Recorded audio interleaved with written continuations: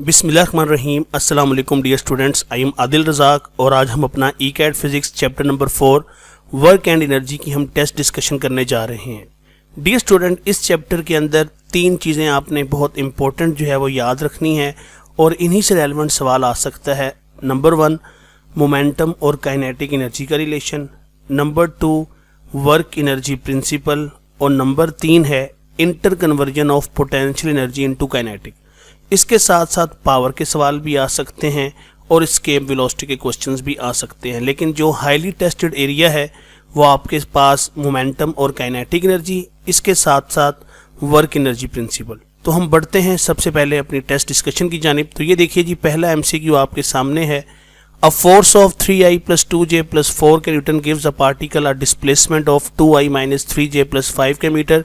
Dear students, अब यहाँ पर डॉट प्रोडक्ट का कंसेप्ट इस्तेमाल हुआ है। आप जानते हैं कि वर्क होता है F.D, तो सिंपल वैल्यूज पुट करके इसको सॉल्व करें तो आपका आंसर आ गया 20 joule. So Charlie is the right option. A bullet of mass 10 gram strikes a fixed target and penetrates 8 centimetre into it. If the average resistance offered by the target to the bullet is 100 newton, find the velocity with which bullet hits the target. अब देखें, यहाँ पर मास भी दिया हुआ है, यहाँ पर आपको डिस्टेंस भी दिया हुआ है, यहाँ पर आपको फोर्स भी दी हुई है। अब हमने मालूम क्या करना है, हमने वेलोसिटी मालूम करनी है। तो यहाँ पर कंसेप्ट इस्तेमाल होगा वर्क एनर्जी प्रिंसिपल। तो देखें जी, हम जानते हैं कि Fd = 1/2 mv² है। अब वेलोसिटी निकालनी है, क्रॉस मल्टीप्लाई करें, वैल्यूज जो हैं पुट करें इसके अंदर। अब यहाँ पर जो मास था वो ग्राम में दिया हुआ था, इसलिए इसको केजी में कन्वर्ट करने के लिए मैंने ये किया है। आप सॉल्व कर लेंगे तो आंसर आ जाएगा 40 मीटर पर सेकेंड। तो आप देख सकते हैं जो बीटा ऑप्शन है वो बिल्कुल राइट ऑप्शन है। An electric motor creates a tension of 45 newton in a hoisting cable and reels it at the rate of 2 metre per second. तो पावर ऑफ मोटर आपने बतानी है। तो आप जानते हैं कि पावर का एक फार्मूला ये भी होता है dot product of force and velocity. तो सेम वही चीज़ हम यहाँ पे यूज़ करेंगे, वैल्यूज पुट करके सॉल्व करेंगे तो आंसर आ गया 90 वाट। तो Charlie is the right option. If the momentum of body of mass m is increased by 50%, its kinetic energy will increase by। इस तरह के सवालात आपको आ सकते हैं, तो बहुत तवज्जो से आपने इसका सलूशन समझना है। इम्पोर्टेंट है, थोड़ा टाइम लगता है, लेकिन आप इसको एक दफ़ा अंडरस्टैंड कर लोगे तो फिर आप इसको बहुत क्विकली सॉल्व कर सकते हो। तो ये देखो, सबसे पहले मोमेंटम और काइनेटिक एनर्जी का रिलेशन ये आपके सामने है। p² = 2m kinetic energy. अब यहाँ पे 2 कांस्टेंट है, m कांस्टेंट है, लिहाजा मोमेंटम और काइनेटिक एनर्जी का ये आप देख सकते हैं डायरेक्ट रिलेशन है कि p² is directly proportional to kinetic energy. अब चूंकि यहाँ पर 2 वैल्यूज़ हैं, क्योंकि इंक्रीज हो गया है तो इसलिए p1 का स्क्वायर ओवर p2 का square = kinetic energy 1 over kinetic energy 2। अब यहाँ पर आप तवज्जो फरमाएं कि उसने कहा है कि मोमेंटम ऑफ बॉडी 50% इंक्रीज हुआ है, मतलब अब उसकी नई वैल्यू क्या बनेगी। तो नई वैल्यू ये बनेगी p2 के नया मोमेंटम होगा 1 + 50% ऑफ p1। सॉल्व किया तो p2 आ गया 1.5 p1। पुट किया वैल्यूज यहाँ पे सॉल्व की, स्क्वायर लिया, तो आप देख सकते हैं कि हमारे पास जो अब नई काइनेटिक एनर्जी आ गई है वो आई है 2.25 ऑफ काइनेटिक एनर्जी 1। अब हमने काइनेटिक एनर्जी के अंदर चेंज देखना है। तो एक थी काइनेटिक एनर्जी 1, अब नई काइनेटिक एनर्जी की ये वैल्यू हो गई है, तो ये फ्रैक्शनल चेंज होता है। आप फार्मूला यूज़ करें, इस तरह से वैल्यूज़ पुट करके इसको सॉल्व करें तो आपका आंसर आ जाएगा 125%। 125% जो है वो आपके पास काइनेटिक एनर्जी चेंज होगी अगर आप मोमेंटम जो है वो 50% बढ़ाते हैं। तो इस सवाल को अच्छी तरह से समझें। आप इस सवाल को वैल्यूज़ चेंज करके ख़ुद भी सॉल्व कर सकते हो और यही आपका एक तरह से होमवर्क है। कोशिश करनी है कि इस सवाल को आप डिफरेंट वैल्यूज़ के साथ सॉल्व करने की कोशिश करें। तो यहाँ पे देखें जी, राइट ऑप्शन बन जाएगा आपके पास Charlie option. 2 bodies having masses in the ratio 1:4 have kinetic energy in the ratio 4:1 the ratio of their momentum। तो वंस अगेन जी, मोमेंटम और काइनेटिक एनर्जी का रिलेशन अभी मैं बता के गया हूँ आपको। अब देखें जी, यहाँ पे आपके पास जो 2 है ये तो कांस्टेंट है। अब हमने क्या करना है, हमने मोमेंटम की रेशियो बतानी है, हमें मासेस की और काइनेटिक एनर्जी की रेशियो दी हुई है। सिंपल पुट किया, इसको सॉल्व किया तो आप देख सकते हो कि मोमेंटम की रेशियो आ गई 1:1। सो राइट ऑप्शन आ गया आपके पास alpha option. Escape velocity of the surface of Earth is 11 meter per second for a body of mass m. The escape velocity for another body of mass 4m on the surface of Earth will be. तो आप जानते हो कि escape velocity जो है वो mass of an object पे depend नहीं करती, लिहाजा अगर आप मास 4 गुना बढ़ा दो, आप कम कर दो, ज़्यादा कर दो, तो उससे escape velocity की जो है वैल्यू पे कोई फ़र्क नहीं पड़ेगा. सो जो escape velocity पहले है 11 मीटर पर सेकंड वही आपके पास दोबारा होगी. ठीक है, अब यहाँ पर ना किलोमीटर पर सेकंड आना चाहिए था, ये ज़रा ठीक कर लीजिएगा, मैंने यहाँ पे सही करवा दिया है कि escape velocity अर्थ के लिए 11 किलोमीटर पर सेकंड होती है. ठीक है, तो यहाँ पे इसका आंसर आप देख सकते हैं. फिर गिवन सूरत हाल के अंदर जो है वो अल्फा ऑप्शन बनता है. For to planets of same masses but radii r1 less than r2 the escape speed will be. अब देखें जी, यहाँ पे बच्चे पजल होते हैं कि हमने फार्मूला कौन सा लगाना है escape velocity का, क्योंकि उनके पास दो फार्मूले हैं. लेकिन यहाँ पर आपने जो जनरल फार्मूला है वो यूज़ करना है. ये जनरल फार्मूला है, escape velocity is equal to √2gm/r. ठीक है, तो यहाँ पर आप देख सकते हो कि escape velocity का रेडियस के साथ इन्वर्स रिलेशन है. तो अगर r1 लेस देन r2 है तो escape velocity 1 की ग्रेटर होगी 2 से. तो आप देख सकते हैं कि यहाँ पे जो अल्फा ऑप्शन है वो बिल्कुल सही बनेगा. Watt day is the unit for. तो वाट डे जो है ये देखिए पावर होती है W/T यूजिंग SI यूनिट, तो वाट आ गया जूल पर सेकंड. तो आप यहाँ पर टाइम का बिगर यूनिट एज डे इस्तेमाल कर रहे हैं, लिहाजा आ जाएगा watt is equal to joule divided by day. Cross multiply किया तो joule is equal to watt day आ गया. अब आप देख सकते हैं कि इस साइड पे जूल है और जूल आपके पास किसका यूनिट होता है, एनर्जी का. लिहाजा हमने कहा कि वाट डे जो है ये जूल के इक्वल है और ये यूनिट है एनर्जी का, लिहाजा राइट ऑप्शन बन जाएगी आपके पास beta option. Two electrons are brought closer together the potential energy of system will be. तो देखिए जब आप दो प्रोटॉन्स को एक दूसरे के करीब लेकर आएंगे तो work done against electrostatic repulsion होगी. अब according to work energy principle वो जो वर्क आपने किया है अगेंस्ट द इलेक्ट्रोस्टैटिक रिपल्शन वो अपीयर होगा in the form of potential energy. तो यही वजह है कि अब सिस्टम की पोटेंशियल एनर्जी इंक्रीज कर जाएगी, ज़्यादा हो जाएगी. Charlie is the right option. The source of geothermal energies. तो आप जानते हैं ये बुक की लाइन्स हैं, तो ये सारे ही सोर्सेज होते हैं, तो इसका आंसर आ जाएगा delta all of these. What is the power required to give a cart of mass m a forward acceleration a when it is moving on a frictionless plane inclined at an angle theta to the horizontal. Dear student, ये वो सवाल है कि जो मैंने आपके साथ पहले डिस्कस किया था लास्ट चैप्टर के अंदर, जब मैंने आपको कंपोनेंट्स जो हैं ड्रा करने सिखाए थे और मैंने आपको नेट फोर्स का कंसेप्ट दिया था. तो सेम उसी पैटर्न पे हमने इस सवाल को सॉल्व करना है. तो ये देखिए, ये आपके पास एक इंक्लाइंड प्लेन है, ये एक बॉडी है जिसका मास m है. अब देखें वंस अगेन हमने मास को रिजॉल्व किया हुआ है, ये mg cos थीटा, ये mg sin थीटा. ठीक है जी, अब आप देखें कि mg sin थीटा इस जानिब है जबकि माइनस mg sin थीटा ये इस जानिब है. ठीक है, और हमने यहाँ पर बॉडी को अपवर्ड मूव करवाना है. तो यहाँ पे जो फोर्स का कंपोनेंट चाहिए होगा वो चाहिए f cos थीटा, क्योंकि यहाँ पर बॉडी को अपवर्ड लेके जा रहे हैं. तो यहाँ पे cos थीटा हमने जो है वो 1 रखना है ताकि मैक्सिमम फोर्स लगे और बॉडी अपवर्ड डायरेक्शन में जाए. अब देखें यहाँ पे जो पावर है वो होती है F net dot V, net force. तो नेट फोर्स आपके सामने आ गई F cos theta minus mg sin theta. तो देखें अब हम ऊपर की तरफ जाना चाहते हैं, तो इसलिए हमने यहाँ पर इसको लेना है, ये माइनस में साइन है. ठीक है, ये इधर पॉजिटिव में था तो ये माइनस माइनस आ गया पॉजिटिव. तो आप देख सकते हैं कि m में और mg बात एक ही है.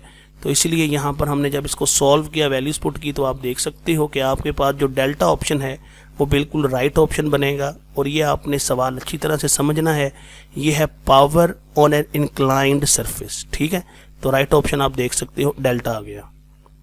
Initially, 4 identical uniform blocks, each of mass m and thickness h, are spread on a table. How much work is done on the block in stacking them on top of one another?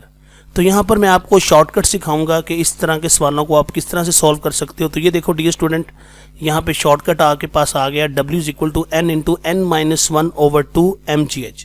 अब यहाँ पर जो n है ये number of uniform blocks या bricks आपको दिए जा सकते हैं. यहाँ पर इनकी तादाद 4 है, ये आप देख सकते हैं n is equal to 4.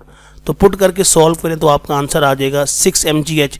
So delta is the right option. Dear student, इससे मिलता जुलता सवाल चैप्टर नंबर 4 की एक्सरसाइज में है, वहाँ पर उसने 10 ब्रिक्स दी हुई हैं. तो यही शॉर्टकट आप लगा के सॉल्व करेंगे तो आपका वो न्यूमेरिकल भी सॉल्व हो सकता है.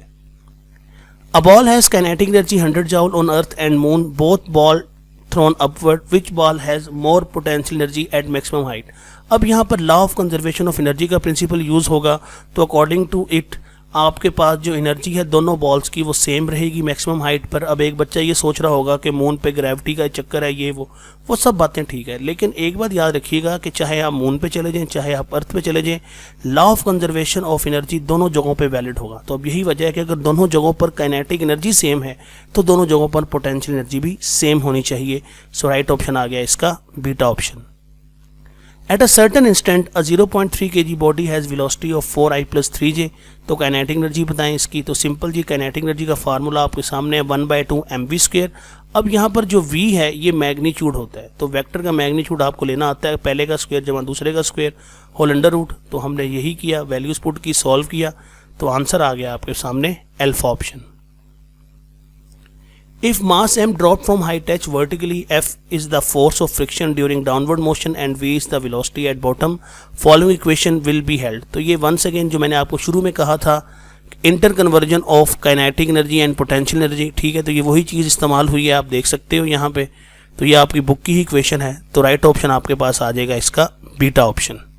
ठीक है, ये आपके पास लॉस ऑफ पोटेंशियल एनर्जी, ये gain in kinetic energy plus work done against frictional forces आ गया। The momentum of particle is numerically equal to its kinetic energy. What is the velocity of particle? Important सवाल है, बहुत दफ़ा आया भी है, ठीक है। तो ये देखिए simple, momentum is equal to kinetic energy, values put की, mv is equal to 1/2 mv², m से m कैंसिल हो गया, v से v गया, तो ये आ गया 1 is equal to 1/2 v, cross multiply किया तो v is equal to 2 metre per second.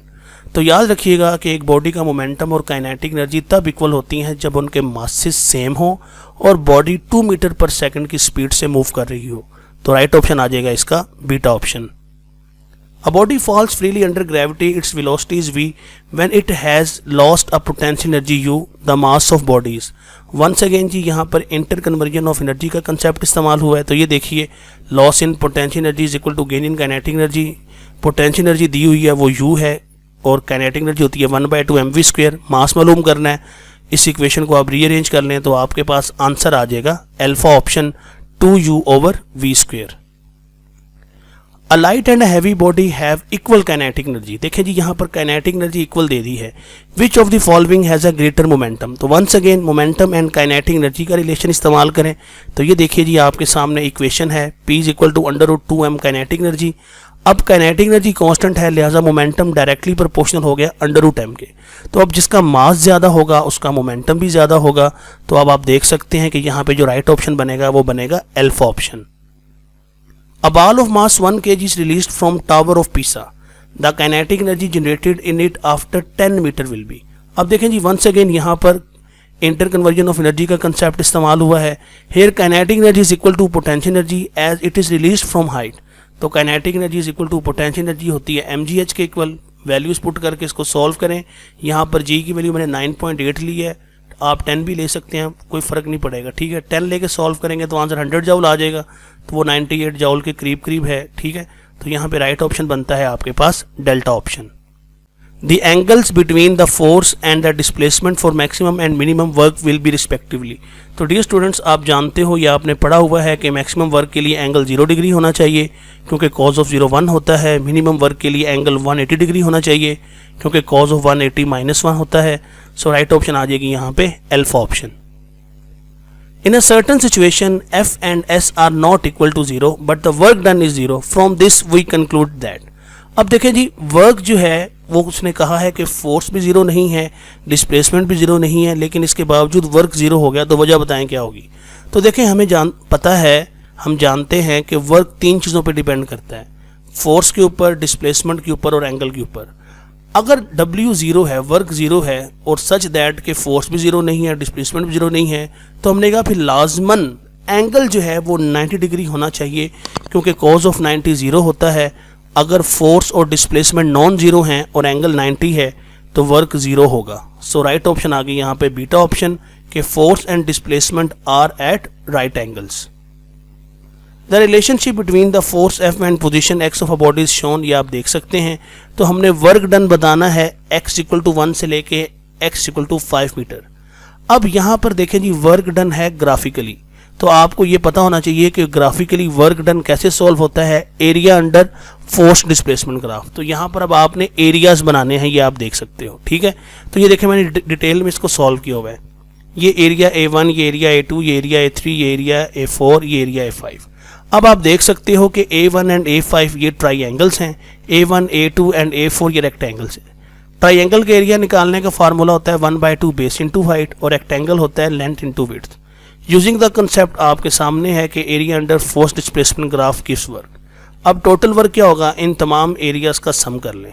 तो देखें जी, आपके पास A1 क्या आ गया 1/2 बेस इंटू हाइट, ठीक है जी, ये बेस 1 है और हाइट आपके पास 10 है।